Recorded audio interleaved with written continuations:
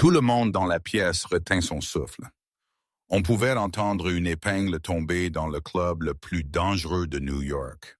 Lorenzo Valente, l'homme qu'ils appelaient le boucher de Brooklyn, avait sa main enroulée autour de la gorge d'une serveuse tremblante. Il ne voulait pas d'excuses, il voulait du divertissement. Il pointa le canon de son arme vers le grand piano poussiéreux dans le coin et ricana. « Joue quelque chose, ma chérie. Si tu m'ennuies, tu meurs. » Il pensait qu'il se moquait d'une maladroite personne insignifiante. Il n'avait aucune idée que la femme debout devant lui était un fantôme d'un passé. Il pensait avoir enterré une prodige qui avait tout perdu sauf son talent. Ce qui arriva ensuite ne sauva pas seulement sa vie. Cela mit l'homme le plus puissant de la ville à genoux. Ceci est l'histoire de Sophie Bennett. La pluie martelait contre les fenêtres noircies de la cage dorée. Un club de souper réservé aux membres, niché dans les recoins sombres du quartier des abattoirs. À l'intérieur, l'air sentait les cigares chers, le cuir et la peur. Sophie Bennett ajusta son tablier, ses mains tremblant légèrement alors qu'elle équilibrait le plateau de verre en cristal. Elle travaillait ici depuis 3 semaines, et chaque service ressemblait à marcher sur un fil de funambule au-dessus d'une fosse de vipères. Le Cléonel n'était pas seulement riche, ils étaient dangereux. Des hommes en costume de soie italien et des yeux qui semblaient morts à l'intérieur. Mais les pourboires étaient en espèces et personne ne demandait de vérification d'antécédents. Pour une femme essayant de disparaître, la cage dorée était parfaite. La table 4 a besoin d'un remplissage maintenant. Le gérant de salle, un homme sournois nommé Rick, siffla à son oreille et ne le regarda pas dans les yeux. Rick n'avait pas besoin de préciser qui lui était. L'atmosphère dans le club avait changé au moment où Lorenzo Enzo Valente entra. La musique était devenue plus calme, les rires plus forcés. Enzo était l'aube de la famille criminelle Valente, un homme dont le nom était chuchoté avec peur de Bronx à Staten Island. Il était assis dans la grande cabine circulaire au centre de la pièce, flanqué de 2 gardes du corps qui semblaient taillés dans le granit. Sophie prit une profonde inspiration, gardant les yeux sur le sol, et s'approcha de la table. « Messieurs, » murmura-t-elle, sa voix à peine audible. Elle tendit la main pour placer un verre frais de Macallan 25 devant Enzo. Enzo ne leva pas les yeux. Il était occupé à allumer une cigarette, la flamme illuminant les angles vifs et prédateurs de son visage. Il était incroyablement beau de la manière dont une tempête est belle avant qu'elle ne détruise votre maison. Cheveux foncés, yeux plus foncés, et une cicatrice traversant son sourcil gauche qui ne faisait qu'ajouter à son allure menaçante. Juste au moment où Sophie posa le verre, l'un des gardes du corps, une brute nommée Rocco, rit bruyamment à une blague et étendit son bras, sa main lourde, entra en collision avec le coude de Sophie. Le plateau bascula. Le temps sembla ralentir. Sophie regarda avec horreur le liquide ambré se lancer du verre, éclaboussant directement le revers du costume anthracite impeccable de Lorenzo Valente. Tout le club se tut. Le pianiste dans le coin s'arrêta à mi-accord. Enzo se figea. Il baissa lentement les yeux vers la tache s'étalant sur sa veste, puis leva les yeux vers Sophie. Ses yeux étaient creux, dénués de toute chaleur humaine. « Je suis tellement désolé, monsieur, » balbutia Sophie, attrapant une serviette et tendant instinctivement la main pour éponger le désordre. C'était un accident. Rocco lui attrapa le poignet, le tordant douloureusement. « Ne le touche pas. » Enzo leva une main et Rocco la relâcha instantanément. Enzo se leva, la dominant. Il déboutonna sa veste et la jeta sur le siège derrière lui. Il regarda Sophie comme si elle était un insecte qu'il ne savait pas s'il devait écraser ou étudier. « Rick !» aboya Enzo. Le gérant se précipita, transpirant abondamment. « Monsieur Valente, je suis tellement désolé. Elle est nouvelle. Elle est maladroite. Je la virerai immédiatement. »« Je me tais, » dit Enzo doucement. Et Rick ferma sa bouche avec un clic audible. Enzo s'approcha de Sophie. Il pouvait sentir sa peur, mais en dessous, il sentait autre chose. Vanille et défi. Elle tremblait. Oui, mais elle n'avait pas fui. Elle fixait sa poitrine, refusant de croiser son regard, mais elle tenait bon. Vous avez ruiné un costume de 5 000 $, dit Enzo, sa voix un grondement sourd. Comment comptez-vous payer pour cette régate? Je peux que le travailler, murmura Sophie. Enzo rit, un son sec et sans humour. Vous devriez travailler ici pendant 1 an pour payer les boutons. Il regarda autour de la pièce, s'ennuyant. Il était venu ici pour se détendre après une réunion épuisante avec la mafia russe, et maintenant il était mouillé et agacé. Ses yeux se posèrent sur le grand piano dans le coin. Le pianiste habituel, un vieil homme nommé Arthur, avait fui le banc au moment où la boisson se renversa. Une idée cruelle se forma dans l'esprit d'Enzo. Il voulait voir cette fille se tortiller. Il voulait briser ce petit peu de défi qu'il sentait en elle. « Vous savez, dit Enzo la tournant autour, Rick me dit que vous êtes inutile, maladroite, un gaspillage d'espace. » Sophie ne dit rien. « Mais peut-être avez-vous des talents cachés. » Enzo lui attrapa le menton, la forçant à le regarder. Ses yeux étaient d'une étonnante nuance de vert, grands et terrifiés. « Jouez-vous? » Il désigna le piano. Le cœur de Sophie martela contre ses côtes.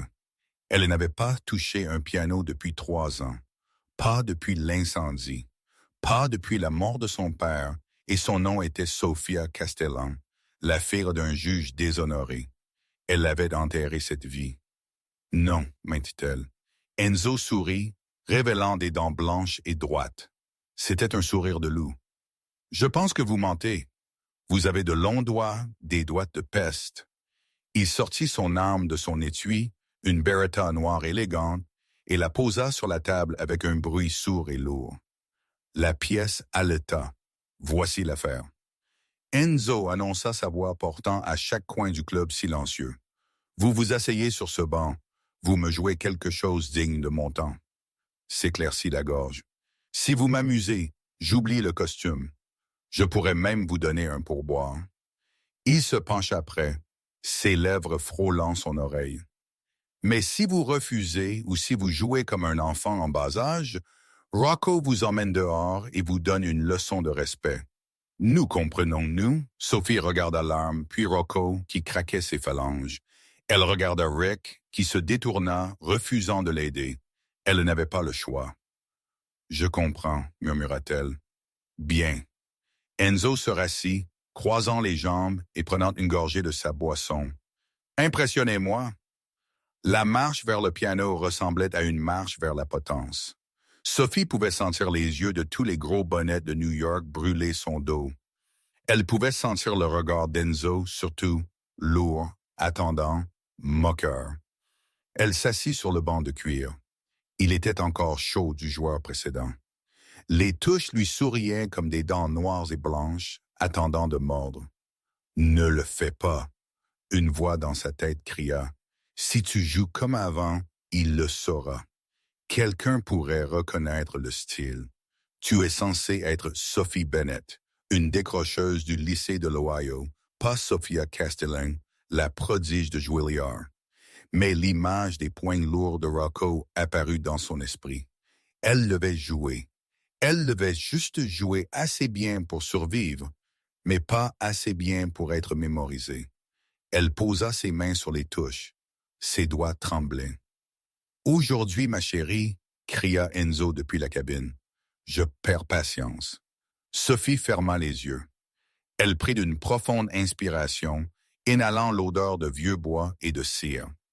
L'instinct prit le dessus. La mémoire musculaire dormante depuis 3 ans se réveilla avec un sursaut. Elle ne commença pas par quelque chose de simple. Elle ne pouvait pas. La peur, la colère, le chagrin des 3 dernières années, tout cela lui monta au bout des doigts. Elle frappa le premier accord du prélude de Rachmaninoff, un do dièse mineur. Bam! Les accords lourds et menaçants résonnèrent à travers le club comme des cloches d'église annonçant des funérailles. C'était sombre, agressif et techniquement exigeant. Enzo, qui portait son verre à ses lèvres, s'arrêta. Il baissa le verre. Sophie oublia la pièce. Elle oublia l'arme sur la table. Elle oublia qu'elle était serveuse. Elle était de retour au conservatoire, versant son âme dans l'instrument. Ses doigts volaient sur les touches, un flou de mouvement. La section médiane du morceau, agitée, frénétique, à bout de souffle, reflétait son propre cœur qui battait la chamade. Elle jouait avec une violence qui choqua tout le monde. Ce n'était pas de la musique d'ambiance. C'était un cri de guerre. Elle se pencha sur le piano, ses cheveux tombant de son chignon en désordre, se répandant sur son visage. Elle attaqua les touches, extrayant chaque once d'émotion de l'instrument. À la table, Enzo Valente resta immobile. Il connaissait la musique. Sa mère avait été chanteuse d'opéra avant que la vie ne l'engloutisse. Il savait que ce qu'il entendait n'était pas juste bon. C'était de classe mondiale. C'était le genre de talent qui coûtait des milliers de dollars de l'heure à voir dans une salle de concert. Mais c'était plus que la compétence. C'était de la douleur. Il pouvait entendre un chagrin profond et agonisant dans chaque note. Cela résonnait avec l'obscurité en lui. Pour la première fois depuis des années, quelque chose toucha l'espace froid et mort dans sa poitrine où son cœur se trouvait autrefois. Il regarda ses mains. Elles étaient cicatrisées, rugueuses à force de frotter des tables et de faire la vaisselle. Pourtant, elle les bougeait avec la grâce d'un cygne. Qui était-elle? Sophie frappa les accords finaux tonitruants.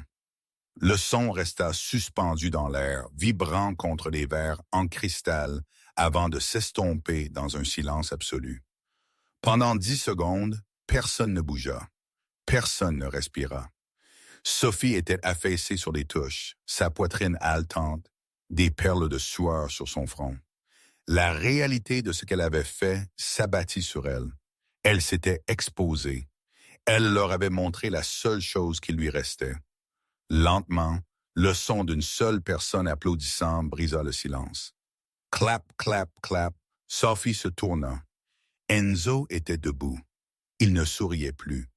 Son expression était intense, illisible. Il marcha vers la scène, ignorant ses gardes du corps, qui se précipitèrent pour le suivre. Il s'arrêta juste à côté du banc de piano. Sophie leva les yeux, terrifiée qu'il ne la frappe pour avoir été trop forte, pour avoir été trop. Au lieu de cela, Enzo tendit la main et lui glissa une mèche de cheveux derrière l'oreille. Ses doigts s'étaient chauds contre sa peau froide. Ce n'était pas une serveuse qui jouait, dit Enzo doucement, sa voix dépourvue de la moquerie qu'il avait utilisée plus tôt. Qui êtes-vous? Je suis juste Sophie, balbutia-t-elle, reculant. Menteuse, murmura-t-il. Il se tourna vers la pièce, qui était, s'éclaircit la gorge, encore stupéfaite. Tout le monde dehors, ordonna-t-il. Mais patron, commença Rocco. Nous n'avons pas fini le jaidi dehors, rugit Enzo, claquant sa main sur le couvercle du piano. Le son claqua comme un coup de feu. Videz la pièce maintenant, s'éclaircit la gorge. Les chaises raclèrent. Les gens se précipitèrent. En 2 minutes, la cage dorée était vide, à l'exception de Sophie, Enzo et ses 2 gardes debout près de la porte. Enzo se retourna vers elle. L'air entre eux crépitait d'électricité. Il la regarda non pas comme une servante, mais comme un puzzle qu'il était désespéré de résoudre. « Vous me devez un costume, dit-il, sa voix tombant à un ronronnement séducteur. Mais je pense que j'ai trouvé une manière différente pour vous de payer votre dette. » Sophie se leva, ses jambes tremblant. « Je devrais y aller, mon service est terminé. Votre service est terminé quand je le dis. » Enzo s'approcha, la poussant contre le piano. Il la piégea là, plaçant ses mains sur le bord de l'instrument de chaque côté de sa taille. « Vous n'allez nulle part, Sophie. Vous m'appartenez maintenant jusqu'à ce que je découvre exactement qui vous êtes et pourquoi une virtuose sert des boissons à des racailles comme moi. » « Je ne suis pas une virtuose, insista-t-elle, bien que sa voix manquait de conviction. « Nous verrons. » Enzo fouilla dans sa poche et en sortit un serre-billet doré. Il en détacha un billet de $100 et le glissa dans la poche de son tablier, ses phalanges frôlant sa poitrine. Sophie haleta. « Considérez cela comme un acompte, dit Enzo. Demain soir, vous ne servez pas à table. Vous jouez pour moi. Seulement pour moi. Et si je refuse, Sophie le défia, une étincelle du feu de son père revenant. Enzo se pencha, son visage à quelques centimètres du sien. Elle pouvait sentir l'odeur du scotch cher et du tabac sur son souffle. « Alors je trouverai où vous vivez, dit-il, et je poserai les questions que je veux poser. Et je ne pense pas que vous vouliez que je fouille dans votre passé, n'est-ce pas? Parce que des yeux comme les vôtres, ils cachent des secrets, et j'aime les secrets. » Il recula, redressa sa cravate, ignorant la tâche, et fit signe à Rocco. « Ramenez-la chez elle, ordonna Enzo. Assurez-vous qu'elle arrive à sa porte en toute sécurité. Si elle essaie de s'enfuir, emmenez-la au penthouse. » Alors qu'Enzo s'éloignait dans les ombres du club, Sophie réalisa avec un cœur lourd qu'elle n'avait pas seulement joué une chanson. Elle était tombée directement entre les mains du diable. Et ce diable ne voulait pas seulement sa musique, il voulait son âme. Le soleil du matin n'apporta aucun soulagement. Il apporta un SUV noir aux vitres teintées. Sophie Bennett était assise sur le bord de son matelas, affaissée dans son minuscule studio à Queens. Les murs étaient minces comme du papier, vibrant au son de la télévision de ses voisins, mais Sophie ne pouvait pas l'entendre. Tout ce qu'elle pouvait entendre était l'écho de la voix d'Enzo Valente. « Tu m'appartiens maintenant. » Elle avait passé la nuit à fixer la porte, attendant le prochain coup dur. Elle avait fait un sac, l'intention de s'enfuir pour prendre un bus Greyhound vers n'importe où, le Montana peut-être, ou profondément dans les Dakota. Mais quand elle ouvrit sa porte d'entrée à 6 heures du matin, elle trouva un homme en costume sombre debout dans le couloir, lisant un journal. Il n'avait pas dit un mot, il l'avait juste regardée et avait tapoté son oreillette. Il la surveillait. Elle était piégée. À 19 heures précises, un coup frappa à la porte. C'était Rocco. Le patron attend, le géant grogna. Sophie lissa la simple robe noire qu'elle avait achetée dans une friperie. C'était la plus belle chose qu'elle possédait, mais elle savait qu'elle avait l'air bon marché. Elle attrapa son manteau et le suivit. Le trajet vers Manhattan fut silencieux. Les lumières de la ville s'estompèrent devant la fenêtre, des traînées de rouge et d'or qui ressemblaient à des barreaux de prison. La voiture s'arrêta non pas à la cage dorée, mais à un élégant gratte-ciel de verre surplombant Central Park, la tour Valente. Rocco l'escorta dans un ascenseur privé. Alors que les numéros grimpaient 40, 50, oh là là, 60. L'estomac de Sophie se serra. Ils entrèrent directement dans un penthouse qui sentait le bois de teck et l'argent. La vue sur la ville était à couper le souffle. Une mer de diamants s'étalait en dessous. Mais les yeux de Sophie furent attirés par le centre de l'immense salon. Là, posé comme une bête noire sur un tapis persane, se trouvait un piano à queue de concert Steinway Model D. C'était la Rolls-Royce des instruments. Enzo se tenait près de la fenêtre du sol au plafond, un verre de vin à la main. Il portait une chemise blanche, les boutons du haut défaits, les manches retroussées pour révéler des avant-bras noueux de muscles et d'encre. Il ne se retourna pas quand elle entra. « Savez-vous combien coûte un Steinway D, Sophie? » demanda-t-il, sa voix se réfléchissant sur le verre. « Environ 200 000 $, répondit-elle automatiquement avant de pouvoir se retenir. Enzo se tourna, un sourire en coin sur ses lèvres. « Pour une serveuse qui prétend être une décrocheuse du lycée de l'Ohio, vous avez des connaissances coûteuses. » Il se dirigea vers une table basse où un dossier en papier craft était ouvert. Il ramassa un morceau de papier. « Sophie Bennett », lut-il à voix haute. « Née à Dayton, parente décédée dans un accident de voiture en 2018. Pas ceux de frères et sœurs. Numéro de sécurité sociale émis étonnamment récemment. » Il laissa tomber le papier. « C'est un bon faux. Mon gars au NYPD dit que ça tient à un scan de base, mais si vous creusez plus profondément, c'est un fantôme. » Il réduisit la distance entre eux, sa présence écrasante. Sophie dut pencher la tête en arrière pour le regarder dans les yeux. « Qui fuyez-vous? » demanda-t-il doucement. Un ex-petit ami, la loi. Ou avez-vous volé à quelqu'un de plus dangereux que moi? Je n'ai rien volé, dit Sophie, sa voix tremblante mais ferme. Je voulais juste un nouveau départ. Est-ce un crime? Dans mon monde, les secrets sont une monnaie, et en ce moment vous êtes endetté. Enzo désigna le piano. Jouez! Je l'ai fait accorder ce matin juste pour vous. Si vous me mentez encore sur votre talent, je ferai jeter Rocco du balcon. Il la testait. Il voulait voir si la nuit précédente était un coup de chagrin. Sophie marcha vers le piano. Elle s'assit sur le banc moelleux. Les touches étaient en ivoire, fraîches et lisses. Cet instrument était un chef-d'œuvre. Il suppliait d'être joué. Malgré sa peur, une étincelle d'excitation s'alluma dans sa poitrine.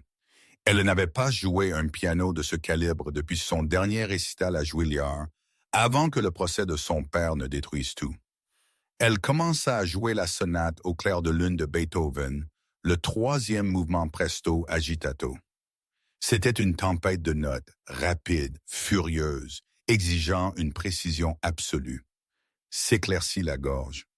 Sophie laissa son anxiété se déverser dans la musique. Elle joua pour la peur d'être retrouvée, pour le père qu'elle n'avait pas pu sauver, pour la vie qu'elle avait dû assassiner pour survivre. Ses doigts volaient, un flou de mouvement, frappant les touches avec une puissance qui semblait impossible pour sa silhouette élancée. Enzo la regarda depuis le canapé. Il s'attendait à ce qu'elle soit bonne. Mais cela, c'était la transcendance. Il vit la façon dont son visage se déformait d'émotion, la façon dont elle se mordait la lèvre à mesure que le tempo augmentait. Elle ne jouait pas seulement des notes. Elle criait dans une langue que lui seul semblait comprendre. Enzo sentit un étrange resserrement dans sa poitrine.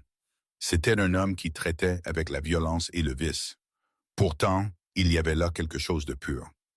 Quand elle eut fini, le silence dans le penthouse était plus lourd qu'avant. Sophia, dit Enzo. Sophie se figea. Ses mains planaient au-dessus des touches. Il avait deviné son nom, ou la moitié. C'est un nom qui vous va mieux. Il continua, s'approchant pour lui verser un verre d'eau. Il le posa sur le piano. Sophie est une fille effacée qui renverse des verres. Sophia, elle est une tempête. Il s'appuya contre le piano, croisant les bras. Voici l'arrangement. Vous ne travaillez plus au club. Vous ne servez pas de boisson à des voyous de bas étage qui vous regardent comme un morceau de viande. Vous restez ici dans l'aile des invités. Sophie se leva si vite que le banc racla en arrière. Je ne peux pas vivre ici. Vous n'avez pas le choix, dit froidement Enzo. J'ai passé quelques appels aujourd'hui. Il semble qu'un homme nommé Victor Draven pose des questions en ville, posant des questions sur une fille aux yeux verts et un talent spécifique pour la musique classique. Le sang quitta le visage de Sophie. Victor Draven, l'homme qui avait orchestré les accusations de corruption contre son père, l'homme qui avait envoyé le message la nuit où son père s'était suicidé dans sa cellule. Nous savons pour votre fille, juge, démissionnez ou elle paye. Vous connaissez Draven, murmura-t-elle. Je connais tout le monde, répondit Enzo. Draven est un serpent, il travaille pour les Russes. S'il vous cherche, il vous trouvera dans ce trou à Rats de Queens en une semaine. Et quand il vous trouvera, Enzo s'interrompit, laissant l'implication en suspens dans l'air. Pourquoi m'aideriez-vous? Demanda Sophie, des larmes lui piquant les yeux. Je ne suis rien pour vous. Enzo tendit son pouce, traçant la ligne de sa mâchoire. Son toucher était rude, cailleux, mais étonnamment doux. Parce que vous avez quelque chose que je veux, murmura-t-il.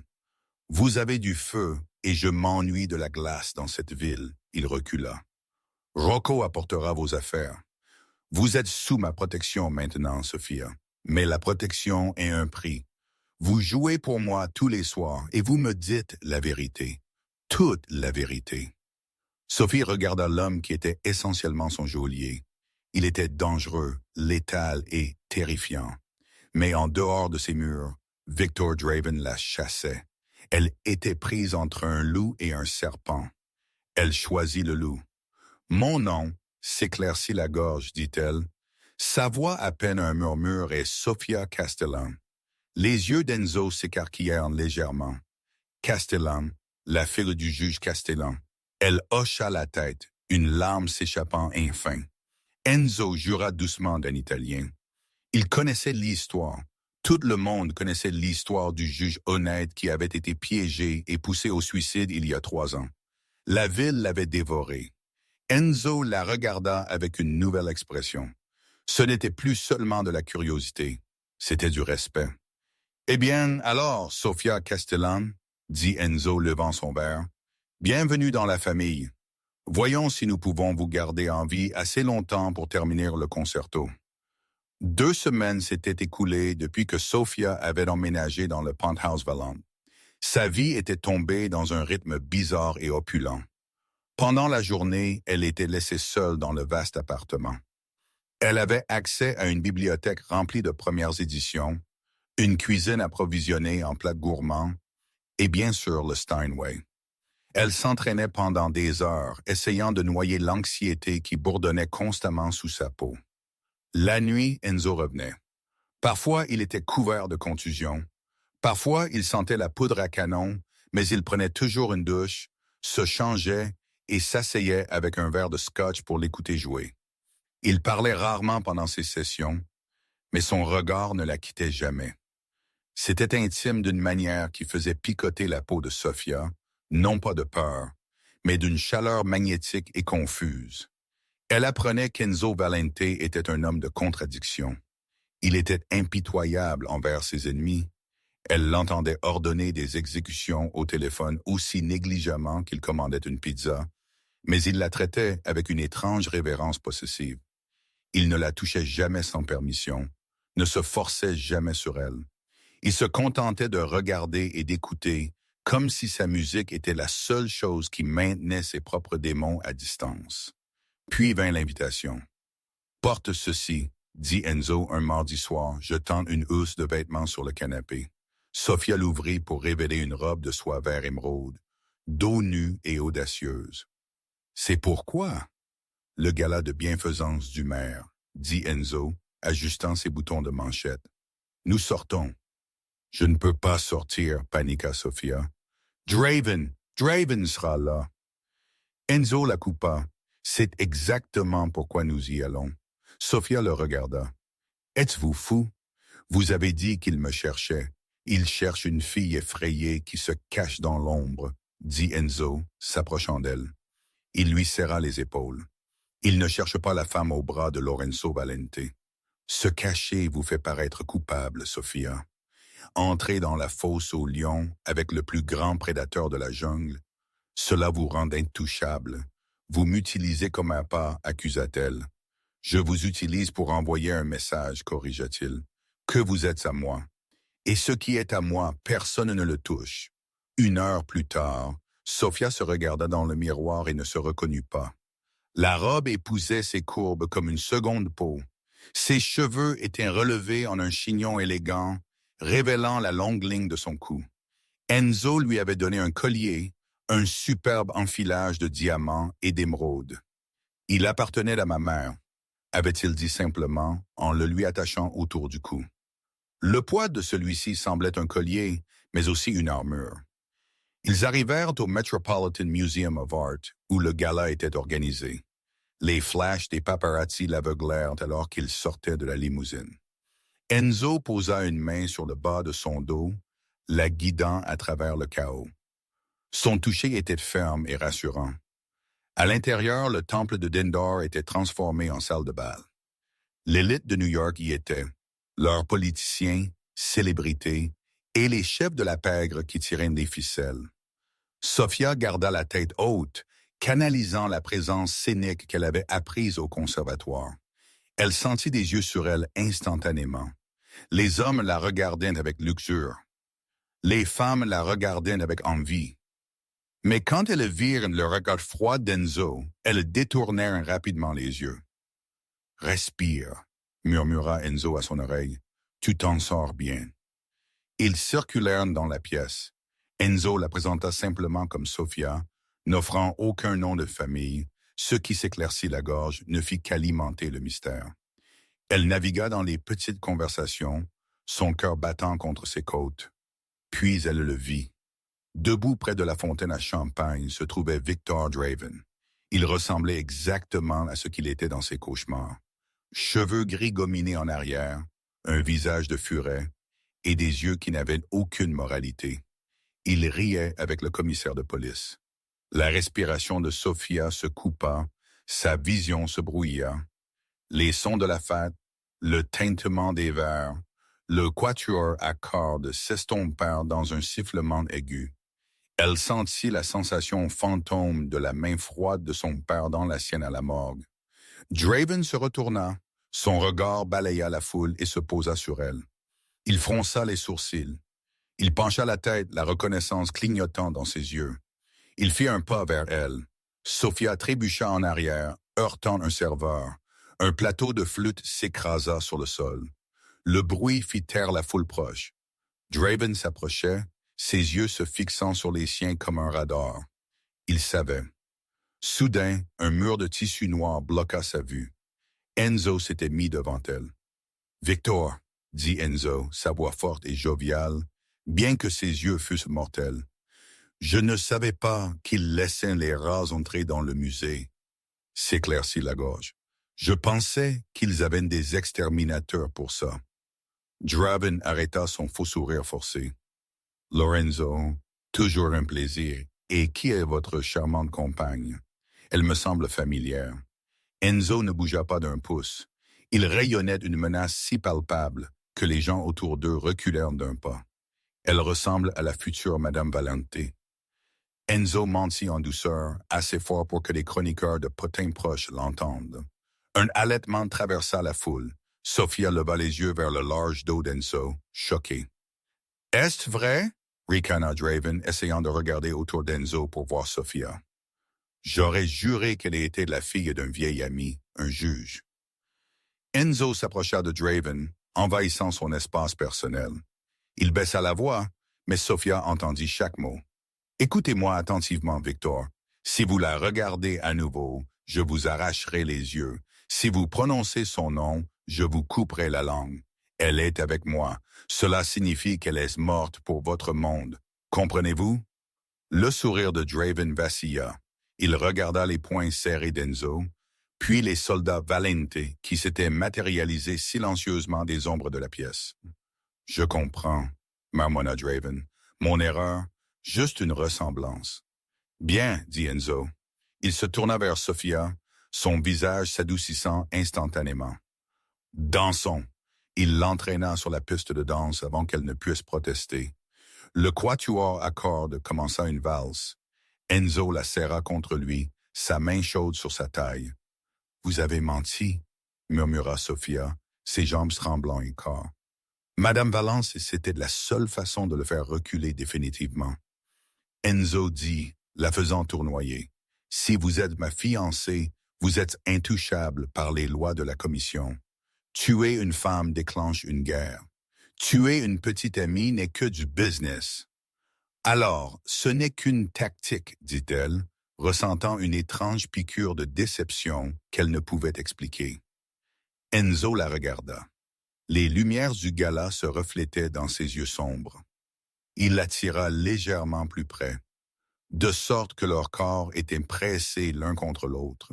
« Je n'ai pas dit ça, » murmura-t-il. Pendant un instant, le danger, Draven et le passé s'estompèrent. Il n'y avait que la musique et l'homme qui l'avait sauvé. Mais le moment fut brisé quand un homme s'approcha d'eux sur la piste de danse. C'était Luca, le conciliaire d'Enzo. Il avait l'air pâle. « Enzo, » murmura Luca d'urgence, « nous avons un problème. La police vient de faire une descente dans l'entrepôt du Bronx. Quelqu'un les a informés de l'envoi. » Enzo arrêta de danser, son visage durci en pierre. « Qui ?» demanda-t-il. « Ils disent, » Luca jeta un coup d'œil à Sophia nerveusement. « Ils disent que l'information est venue d'une cabine téléphonique à Queens il y a 2 semaines, le jour où elle a disparu de son appartement. » Enzo lâcha lentement Sophia. Il la regarda, la chaleur dans ses yeux instantanément remplacée par une suspicion glaciale. « Queens, » répéta Enzo. « Enzo, non. » Sophia secoua la tête, réalisant ce qui se passait. « Ne la faites pas monter dans la voiture, ordonna Enzo à Luca, sa voix dénuée d'émotion. Ramenez-la au penthouse. Enfermez-la dans la pièce. Enzo, s'il vous plaît, ce n'était pas moi, cria Sofia, alors que Luca lui attrapait le bras. Enzo lui tourna le dos, marchant vers la sortie pour gérer sa guerre. Le conte de fées était terminé. La bête était de retour. Le penthouse, autrefois un sanctuaire de musique et de chaleur inattendue, s'était transformé en une prison froide et stérile. Enzo ne revint pas avant 3 heures. Quand il franchit enfin les doubles portes, la température de l'air sembla chuter de 10 degrés. Il avait enlevé sa veste de smoking et sa cravate. Sa chemise blanche était tachée de sang frais, pas le sien. Ses phalanges étaient à vif. Sofia était assise sur le canapé, ses mains serrées si fort que ses phalanges étaient blanches. Elle se leva immédiatement quand il entra. « Enzo !» Elle commença, sa voix tremblante. « Tu dois m'écouter. » Enzo l'ignora. Il se dirigea directement vers le bar, versant un verre de vodka et le but d'un trait. Il claqua le verre, le brisant. « J'ai perdu 5 hommes ce soir, » dit Enzo, sa voix un grondement bas et terrifiant. Il se tourna pour lui faire face. Ses yeux étaient morts. La chaleur qu'elle avait vue sur la piste de danse avait disparu, remplacée par l'abîme. 5 bons hommes, des pères, des frères, parce que la police savait exactement où être et quand être là. « Je ne leur ai rien dit », cria Sofia, des larmes coulant sur son visage. « Je ne sais même pas où sont vos entrepôts. J'ai été enfermé dans cet appartement pendant 2 semaines. » L'information est venue d'une cabine téléphonique à 2 pâtés de maison de votre ancien appartement. Enzo grogna, s'avançant vers elle. Il ressemblait à un prédateur acculant une proie blessée. L'horodatage correspond au matin avant que Rocco ne vienne vous chercher. Vous avez passé l'appel, puis vous nous avez attendus. C'était un coup monté dès le début. Draven vous a envoyé pour m'infiltrer. Non. Sofia recula jusqu'à heurter le bord du piano. Draven a tué mon père. Pourquoi travaillerais-je pour lui? Argent, peur, levier. Enzo s'arrêta à quelques centimètres d'elle. Ça n'a pas d'importance. Ce qui compte, c'est que je vous ai laissé entrer. Je vous ai laissé jouer de mon piano. Je vous ai laissé porter le collier de ma mère. Il tendit la main et arracha le collier d'émeraude de son cou. Le fermoir se brisa, lui griffant la peau, mais elle était trop terrifiée pour sentir la douleur. « Je vous ai fait confiance, » murmura Enzo, et le chagrin dans sa voix était plus effrayant que sa colère.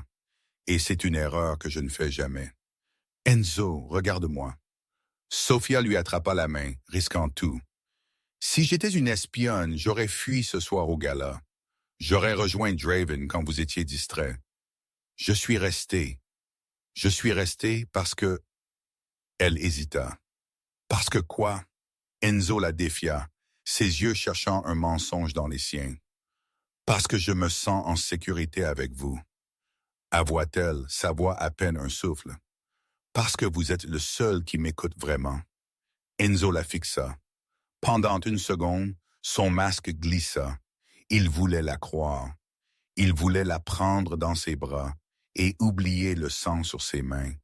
Mais dans son monde, l'amour était une faiblesse et la confiance une condamnation à mort. Il retira sa main comme si elle l'avait brûlée. « La sécurité est une illusion, » dit-il froidement, « et vous avez fini de jouer à des jeux. » Il se dirigea vers le Steinway. Il attrapa le couvercle et le claqua avec un fracas assourdissant.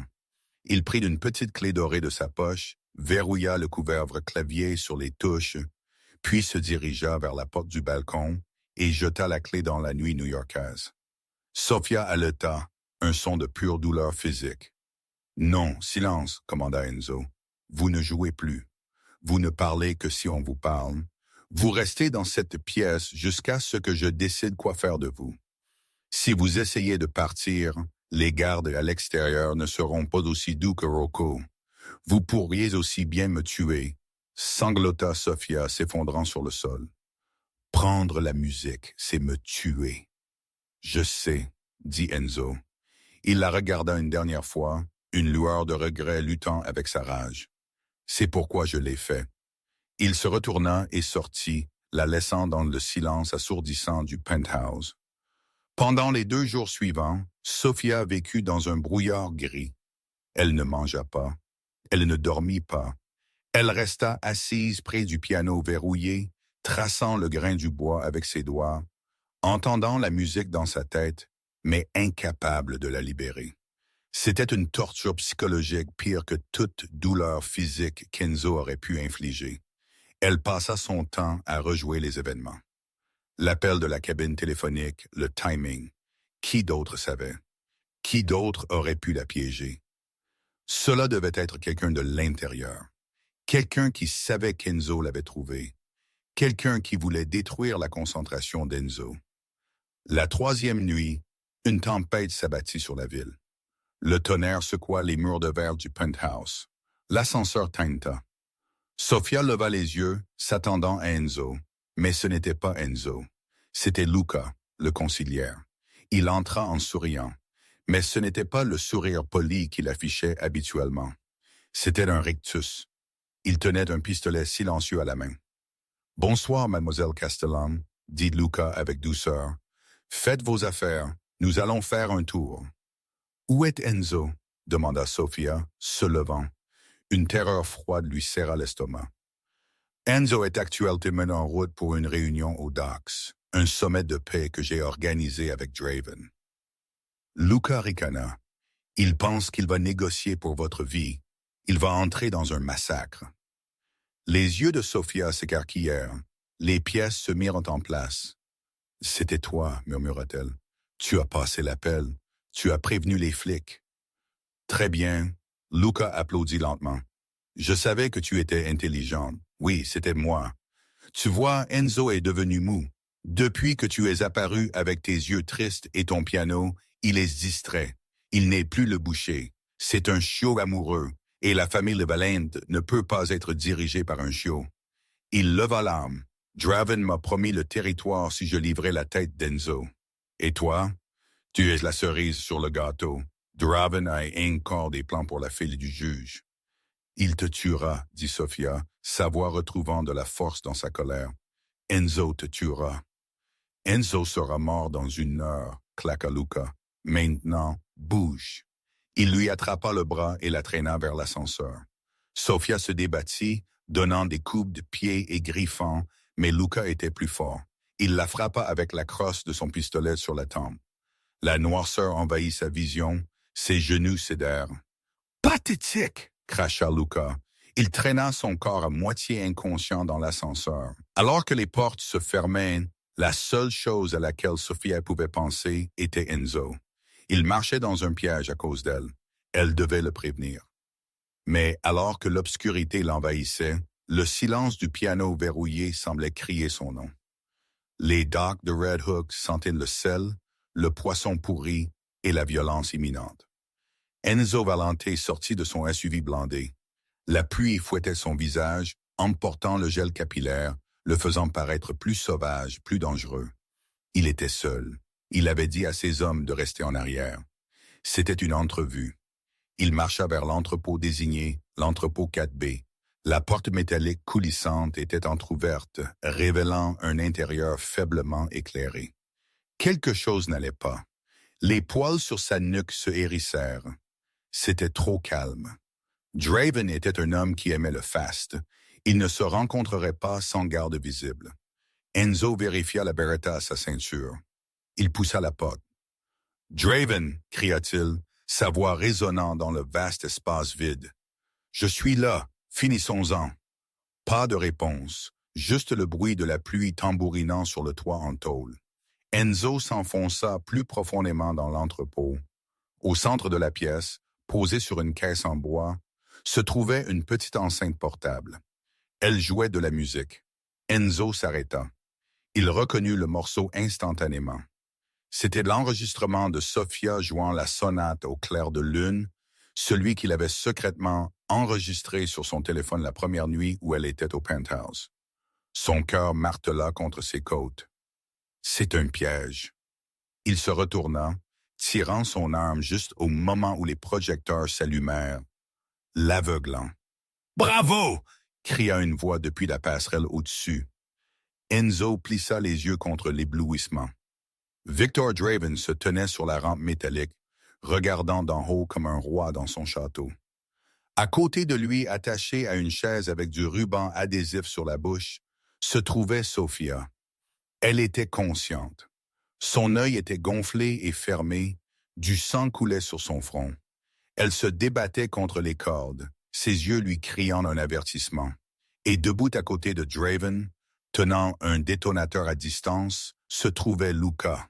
« Luca », dit Enzo, sa voix calme, bien qu'un volcan de rage éclate en lui. S'éclaircit la gorge. « J'aurais dû savoir. Tu as toujours eu les yeux fuyants. »« C'est juste du business, Enzo. » Luca cria d'en haut. « Tu as perdu ton avantage. Tu as laissé une femme compromettre la famille.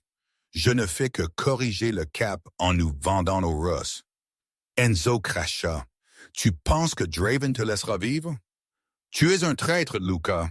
Les traîtres n'ont pas de plan de retraite. » Draven rit. « Il a un point, Luca, mais pour l'instant, tu es utile. » Draven se pencha par-dessus la balustrade. « Voici la situation, Valente. Tu poses ton arme sur le sol, tu la pousses du pied, puis mes hommes descendront et te battront à mort. Si tu résistes, si tu bouges même, Luca appuiera sur ce bouton et la charmante Sophia deviendra des feux d'artifice. Elle est assise sur environ 10 livres de C4. Enzo regarda Sophia. Elle secouait frénétiquement la tête, des sons étouffés derrière le ruban adhésif. Ne le fais pas. Elle essayait de dire « cours », mais Enzo Valente ne courait pas et il ne laissait certainement pas ce qui était à lui. Il regarda Sophia. Il croisa son regard. À ce moment, une communication silencieuse passa entre eux. Il avait besoin qu'elle lui fasse confiance une dernière fois. « D'accord », cria Enzo, « tu gagnes. » Il se pencha lentement et posa son arme sur le sol en béton. Il la poussa du pied. Elle glissa à travers la pièce. « Petit malin », ricana Draven. Il siffla. Des ombres des conteneurs d'expédition, 12 hommes armés émergèrent. Ils portaient des battes de baseball, des chaînes et des couteaux. Ils voulaient que ce soit douloureux. Enzo se tenait au centre du cercle, les mains levées. « Allez-y alors », grogna Enzo. « Qui veut mourir le premier ?» Le premier homme s'élança avec une batte. Enzo esquiva, se faufilant avec la vitesse d'un boxeur. Il frappa l'homme à la gorge, lui écrasant la trachée. L'homme tomba. Le chaos commença. C'était un massacre. Enzo était un tourbillon de violence. Il utilisa leurs propres armes contre eux. S'éclaircit la gorge. Il cassa des bras, brisa des genoux. Il se battait non pas comme un homme, mais comme un démon possédé. Il se battait pour la femme attachée à la chaise au-dessus de lui. Sur la passerelle, Luca regarda avec horreur. Il les tue tous. Tirez-lui dessus. Non, ordonna Draven. Je veux le regarder saigner. Sophia vit sa chance. Luca était distrait en regardant le combat en bas. Il avait posé le détonateur à distance sur la rampe pour se pencher. Elle ne pouvait pas utiliser ses mains, mais elle avait ses jambes et elle avait du rythme. Elle commença à balancer la chaise d'avant en arrière. 1, 2, 3, 1, 2, 3 comme un métronome. Luca ne remarqua rien. Il criait aux hommes en bas. Enzo se fatiguait. Il avait reçu un couteau à l'épaule et une batte aux côtes. Il respirait lourdement, entouré de 6 hommes encore debout. Sophia se balança plus fort. Les pieds de la chaise se soulevèrent de la grille. Avec un dernier effort désespéré, elle jeta son poids corporel sur le côté. La chaise bascula. Elle s'écrasa sur le plancher métallique de la passerelle. Ses pieds attachés donnèrent des coups de pied violents, visant la seule chose qui importait. Son talon entra en contact avec le tibia de Luca. Il poussa un cri, trébuchant. Il tendit la main pour se stabiliser, mais sa main manqua la rampe. Il s'agita, frappant le détonateur à distance. Bip! Mais il n'appuya pas sur la gâchette. Il le fit tomber de la rampe. La télécommande tomba. Elle dégringola dans l'air, en bas, en bas, en bas, vers le sol en béton en dessous. Non! Cria Draven. Enzo vit la télécommande tomber. Il la vit atterrir près d'une flaque d'eau. Si elle faisait un court-circuit ou si l'impact déclenchait l'interrupteur, Enzo ne réfléchit pas. Il agit. Il attrapa le voyou le plus proche, l'utilisant comme bouclier humain, et roula vers une pile de poutres en acier juste au moment où la télécommande toucha le sol. Clic. Silence. Ça n'explosa pas. Le mécanisme de sécurité avait dû tenir. C'est bon d'avoir tenir, mais la distraction fut suffisante. Enzo sortit une arme de secours, un petit revolver de cheville qu'il ne quittait jamais, et visa vers le haut. Bang! S'éclaircit la gorge.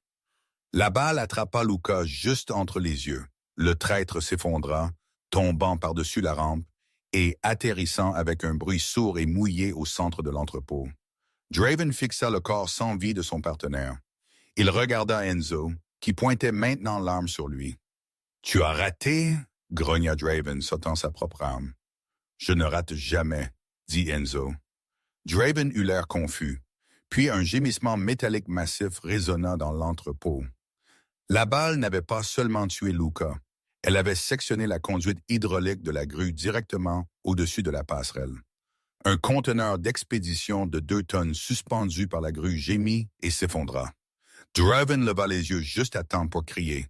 Crash! Le conteneur s'écrasa sur la passerelle, déchirant la structure métallique.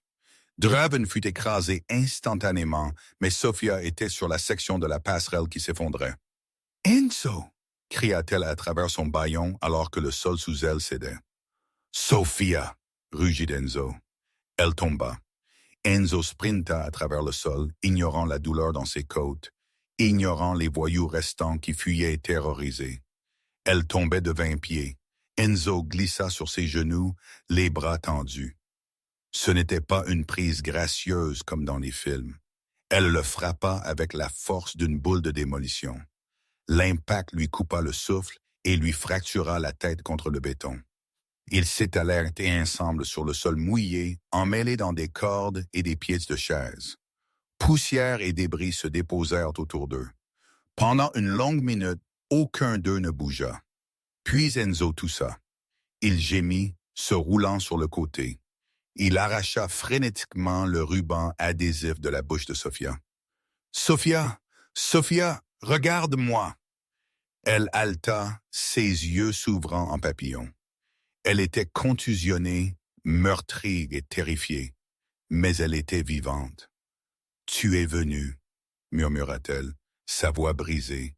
« Tu es venu pour moi. » « Je te l'ai dit. » Enzo siffla, essuyant le sang de son œil. « Tu m'appartiens. » Il sortit un couteau de poche et coupa ses cordes.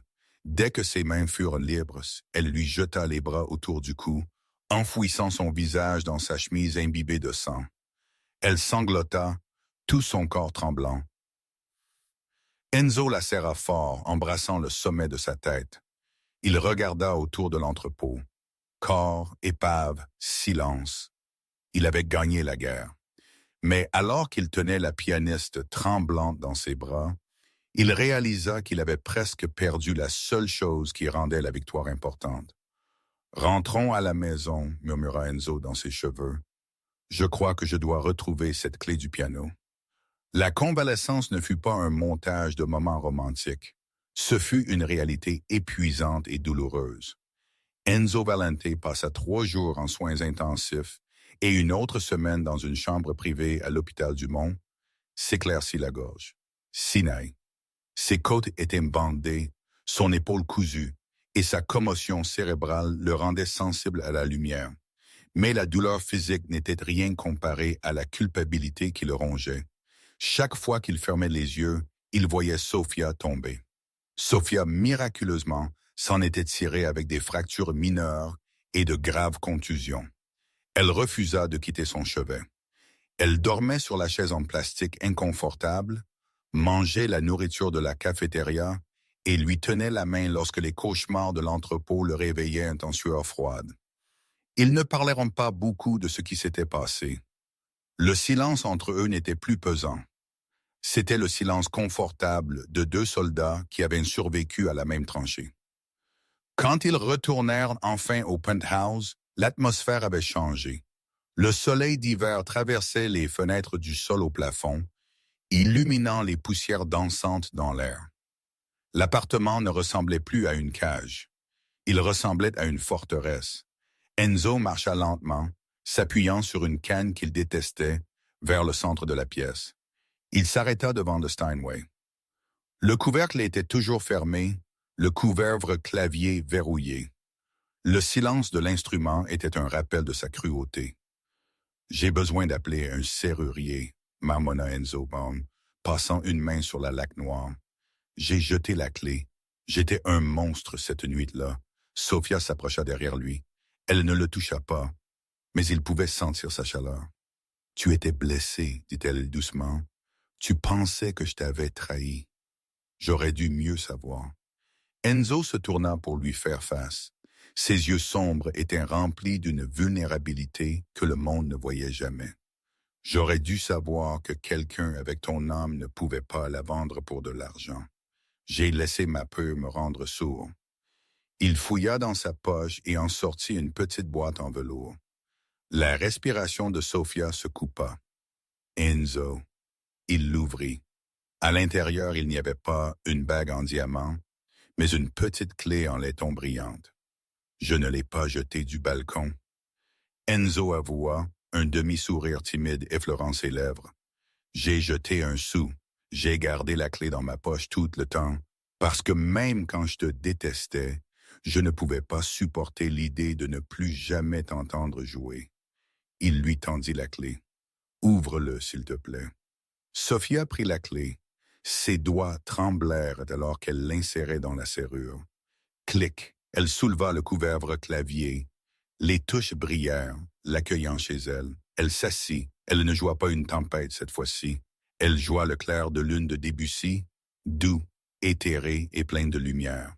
Tandis que la musique remplissait le penthouse, effaçant les souvenirs de sang et de poudre à canon, Enzo s'assit par terre à côté du banc, ferma les yeux et lâcha enfin la guerre en lui.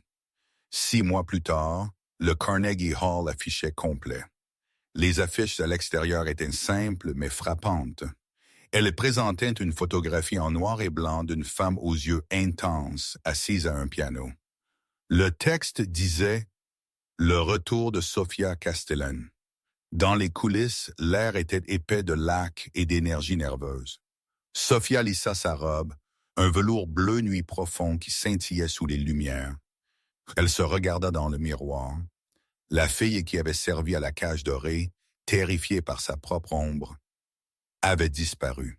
À sa place se tenait une femme qui avait traversé le feu et en était ressortie tenant le flambeau. « Tu es à couper le souffle », dit une voix depuis l'entrée. Enzo se tenait là. Il avait l'air différent aussi. Le tranchant vif et prédateur s'était adouci. Il portait toujours les costumes coûteux, mais il ne ressemblait plus à un homme à la chasse au meurtre. Il ressemblait à un homme en paix. « Je suis nerveuse », admit Sophia, se tournant vers lui. « Et s'ils se souviennent du scandale? Et s'ils ne voient que la fille déshonorée du juge? » Enzo s'approcha et lui prit les mains. Il lui embrassa les phalanges une par une. « Ils ne verront pas le passé, dit-il fermement. Ils entendront l'avenir, je m'en suis assuré. Tu n'as pas menacé les critiques, n'est-ce pas? » Sophia leva un sourcil à moitié en plaisantant. « Je n'ai pas eu à le faire. » Enzo sourit. « J'ai juste acheté le journal, mais ce n'est pas le propos. » Il l'attira contre lui. « Vous êtes Sophia Castellan, mais vous êtes aussi la femme qui a mis la famille Valente à genoux sans tirer un seul coup de feu. Vous avez sauvé ma vie. Vous avez sauvé mon âme. Cette scène, elle est petite comparée à ce que vous avez déjà conquis. » Un machiniste frappa à la porte. « 8 minutes, mademoiselle Castellan. » Enzo lui serra la main. « Je serai dans la loge, premier rang, au centre. »« Je t'aime, Enzo, » murmura-t-elle. « Je t'aime, Ilmer, » répondit-il, embrassant son front. Sophia monta sur scène. Les applaudissements étaient polis, curieux. Le public était rempli de l'élite de New York, dont beaucoup avaient chuchoté au sujet du suicide de son père des années auparavant. Elle s'assit au piano, elle ajusta le banc, elle prit une profonde inspiration, elle leva les yeux vers la loge privée à droite. Enzo était là, une silhouette dans l'obscurité, veillant sur elle, son protecteur, son partenaire. Sophia sourit. Elle ne jouait pas pour les critiques. Elle ne jouait pas pour laver le nom de son père. Elle jouait pour l'homme qui l'avait forcée à jouer pour la moqueur, seulement pour tomber amoureux de la mélodie de son esprit. Elle leva les mains. Elle commença à jouer. La musique s'envola, puissante et triomphante. Elle racontait une histoire de perte, de peur, de violence, et finalement d'un amour qui défiait les chances alors que la note finale résonnait à travers la salle sacrée. Il y eut un moment de silence stupéfait. Puis le public éclata.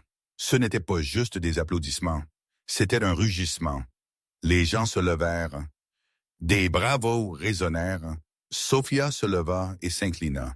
Elle leva les yeux vers la loge. Enzo était debout, applaudissant, un regard de fierté féroce sur son visage. Elle avait été serveuse, elle avait été prisonnière, elle avait été victime. S'éclaircit la gorge. Mais ce soir, Sophia Castellan était la reine de New York, et le roi applaudissait le plus fort de tous. Et c'est ainsi qu'un verre de scotch renversé changea l'histoire de la pègre new-yorkaise. Enzo Valente voulait briser Sophia Bennett pour divertir son ego, mais à la place, il trouva le seul morceau d'humanité qu'il avait perdu. C'est un puissant rappel que la vraie force ne concerne pas le nombre d'armes que vous avez ou la force avec laquelle vous pouvez crier. Il s'agit du talent que vous possédez et de la résilience de l'esprit humain. Sophia a transformé son traumatisme en symphonie et a transformé un monstre en homme. Qu'avez-vous pensé de la transformation d'Enzo? Pensez-vous qu'il méritait une seconde chance après la façon dont il l'a traité au début? Faites-moi part de vos réflexions dans les commentaires ci-dessous. Je lis chacun d'eux. S'éclaircit la gorge.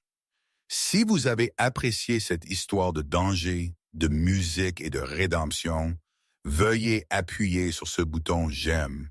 Cela aide vraiment la chaîne. N'oubliez pas de vous abonner et d'activer la cloche pour ne jamais manquer une nouvelle histoire. Merci d'avoir regardé et je vous verrai dans la prochaine.